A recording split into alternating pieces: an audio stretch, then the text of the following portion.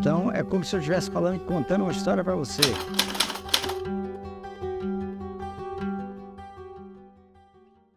Irmãos, quando eu comecei a andar pelas nações, eu ia num país, ia em outro país, mas estava no meu coração ir até a Coreia do Norte. É o país que mais persegue cristão hoje, né? É a Coreia do Norte. Tinha vontade de ir lá. Há anos atrás, tem já vários anos, talvez aí 12, 15 anos, não me lembro bem, eu fui pela primeira vez à Coreia do Norte. Então, eu fui na Coreia com 2 pastores. O pastor Paulo, que era professor de inglês, de Brasília, e o pastor Anésio, lá de Ribeirão Preto. Fui com os 2. Fomos pela China e tínhamos que chegar lá de trem. Então, chegamos a uma cidade chamada Shenyang, na China, quase na divisa, digamos, uns 50 quilômetros ali da divisa ali. E chegamos nessa cidade, aconteceu um fato muito estranho. O pastor Anésio e o pastor Paulo, eles foram para lá um grupo familiar, nas casas, um culto nas casas, melhor dizendo.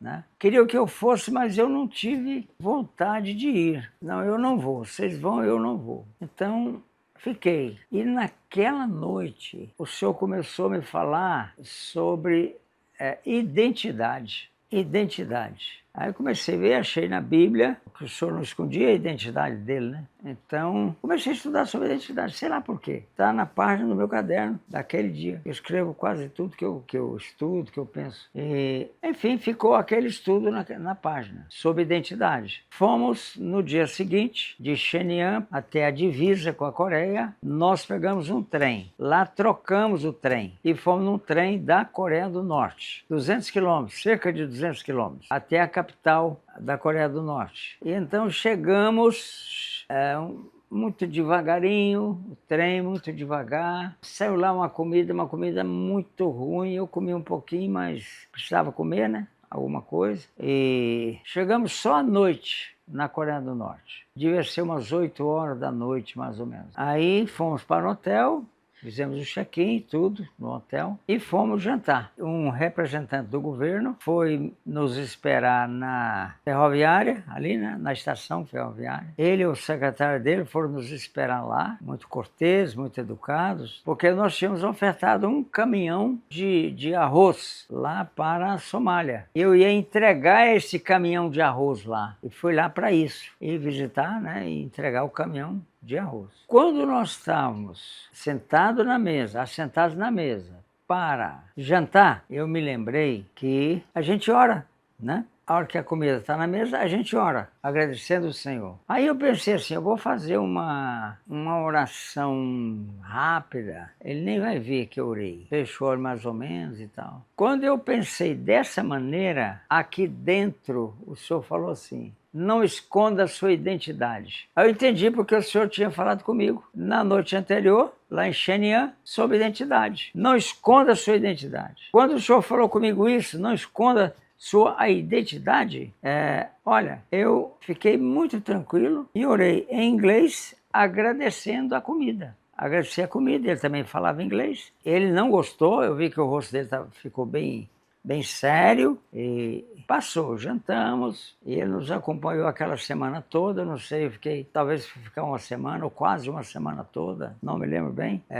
Fomos no teatro, tem um teatro que eles mostram para os turistas, né? Uma fachada, tudo fachada. Então passamos ali aqueles dias, toda a refeição a gente agradecia. Toda a refeição. E era a vez do pastor Anésio orar para agradecer a comida. Mas, por alguma razão, nós esquecemos de orar. Não oramos. E o senhor, assim, o oficial de justiça, não oficial de justiça não, lá do governo, de ser não sei como é que é a classificação lá, era um homem de alta classe no governo, ele falou assim, ué, vocês não vão orar hoje não, para a refeição? Quer dizer, a nossa oração estava movendo o coração dele. A nossa oração agradecendo a comida. Por quê? Porque eu não escondi a minha identidade. Se eu tivesse escondido, não teria acontecido aquilo. E aconteceu uma outra coisa tremenda. É que um dia, era tarde, nós fomos, se não me engano, em maio. O clima lá é bom, cerca de 15 a 20 graus. Por aí. E, então, ele nos parou, e assim, num tipo de uma praça assim, pegou as minhas 2 mãos,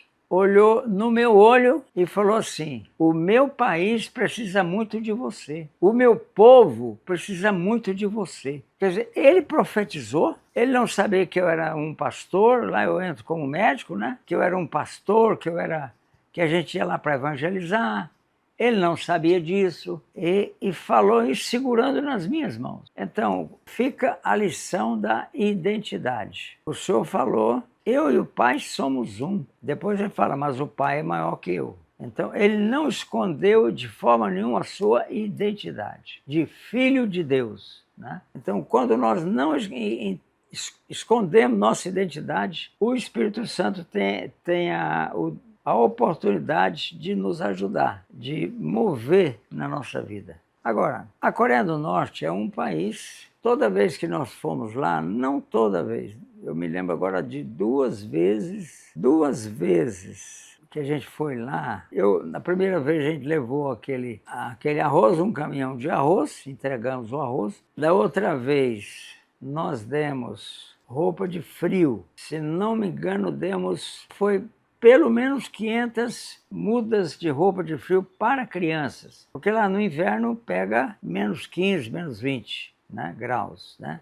É muito frio. Então, da outra vez nós compramos, fomos, até eu queria entregar na mão deles, aí o tio Lucas estava lá, ele tomou o avião e foi mais além e entregou para as crianças aqueles agasalhos para frio. Então, as coisas foram acontecendo, a gente gerou amizade com eles, aí a gente teve a oportunidade de evangelizar líderes lá dentro. E aqui no Brasil, naquela época, o embaixador da Coreia, ele nos procurou. Talvez ouviu falar que tinha levado... Ele sabia que tinha levado roupa, tudo, né? Porque ele queria vir para cá descansar. E por várias vezes ele vinha descansar aqui. Toda a sua equipe, uma equipe pequena, geralmente 5, 6, 7 pessoas. Ele vinha passar aqui final de semana, chegava sexta, sábado de manhã e voltava domingo. Então, eles vinham descansar aqui em casa. E aí tivemos a oportunidade de evangelizar. Eles estavam dentro da minha casa. E a Lili começou a evangelizar uma moça que era a secretária que traduzia ele. Até falei, Lili, mas você está indo longe demais, você está citando a Bíblia assim muito abertamente. Não, e tal. Ela estava certa, eu estava errado. Esse homem, ele se converteu. Ele converteu. Primeiro, que esteve aqui várias vezes. Por que eu sei que ele converteu? Porque um dia, lá na MCM, ele pediu oração, suplicou que eu ajudasse ele numa situação lá. Que eu ajudasse ele, entendeu? Numa certa situação. Então, mas ele tinha já o aspecto de um crente. Só que ele tinha um secretário que ficava vigiando. A gente via isso no secretário dele, ficava vigiando. O secretário não foi assim, tocado por Deus. A gente orava na hora da refeição, a gente orava em nome de Jesus, tudo. E, de repente, chamo ele para a Coreia. Eu falei, mas que coisa, foi embora. E nunca mais vi ele. Eu penso que esse secretário denunciou ele e mataram ele. É meu pensamento. Não sei se é verdade ou não. Mas o comportamento dele comigo, assim, nos momentos finais que ele esteve aqui com a gente, tudo, era realmente de um crente. E um dia ele falou assim para mim, olha, o que vocês estão fazendo por nós, só Deus faz. Ele não pode usar o nome de Deus, e ele usou esse dia, só Deus faz, né? Aí veio outro embaixador, muito fechadão. Recebi ele lá na frente, debaixo da árvore ali, veio. Ele veio de gravata, tudo.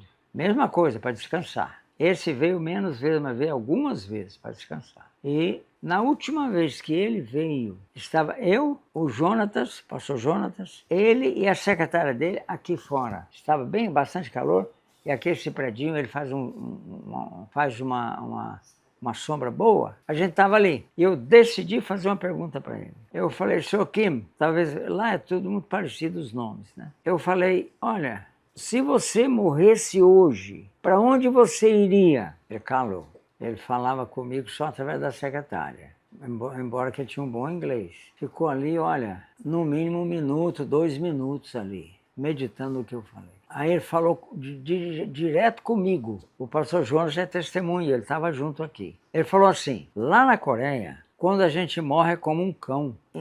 Terminou a conversa ali. Cada um foi, terminou a conversa. Mas aquela palavra como um cão, marcou muito a minha vida. Eu falei, não pode, não pode ser assim e tal, né? Nessa altura, eu estava ali, ele estava me traduzindo, a secretária dele estava me traduzindo ali, traduzindo ele para falar comigo, né? Debaixo do gazebo da Lili, aquele jardim que ela tem ali. E eu pensando no meu espírito, eu vou dar o Evangelho de João para ela, pensando no meu espírito. Enquanto eu pensei, ela falou assim, o senhor não tem uma Bíblia para me dar? Quer dizer, o Evangelho estava entrando ali. E depois desse fato, no dia seguinte, eles já iam embora, já iam para Brasília. E ele sentou-se na minha frente, na mesa ali na cozinha, tinha 5 pessoas na equipe. A secretária, um filho da secretária, o esposo da secretária, que era o motorista, o tradutor e tudo.